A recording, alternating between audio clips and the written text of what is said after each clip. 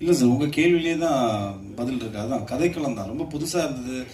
யூஸ்வலாக பண்ணால் ஓடவும் மாட்டேங்குது சார். அது ஒரு பெரிய இதாக இருக்குது. நம்ம ரெகுலரான ஒரு சினிமா, ஒரு பேட்டர்னாக ஒரு சினிமா பண்ணோன்னா அதுவும் ஓட மாட்டேங்குது. ஸோ இந்த மாதிரி புதுசாக ஆக்சுவலாக இது வந்துட்டு ஒரு ஓடிடிக்கு ஒரு சின்ன பட்ஜெட்டில் வந்துட்டு நாங்கள் ஒரு ஆந்தாலஜி ஃபில்மாக 4 கதைகள் பண்ணலான்னு தான் ஆரம்பிச்சது.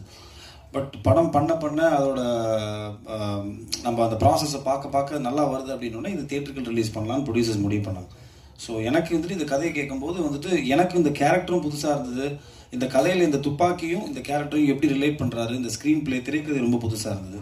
ஸோ ஒரு புது முயற்சியாக இருக்கட்டுமே, மக்களுக்கும் வந்துட்டு இந்த முயற்சி புதுசாக இருக்கட்டும். ஏன்னா ஃபர்ஸ்ட் ஆஃப் பார்க்கும்போது நிறைய பேருக்கு என்னடா சொல்லிட்டு இருக்காங்க ஒரு சின்ன ஒரு நெருடல் வரும்.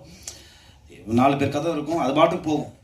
பட் செகண்ட் ஹாஃப் பார்க்கும்போது தான் வந்துட்டு எனக்கு இந்த காளிதாஸில் தான் நடந்தது. ஃபர்ஸ்ட் ஹாஃப் பார்த்துட்டு வெளியில் வந்தோன்னே ப்ரெஸ்ட்டை கேட்கும்போது என்ன ஜி பார்த்துட்டு சொல்கிறேன் அப்படி போயிட்டாங்க. செகண்ட் ஹாஃப் பார்க்கும்போது தான் அந்த ஃபர்ஸ்ட் ஹாஃப்லேருந்து என்னென்ன அந்த மாதிரி தான் இந்த படமும். ஸோ இந்த படம்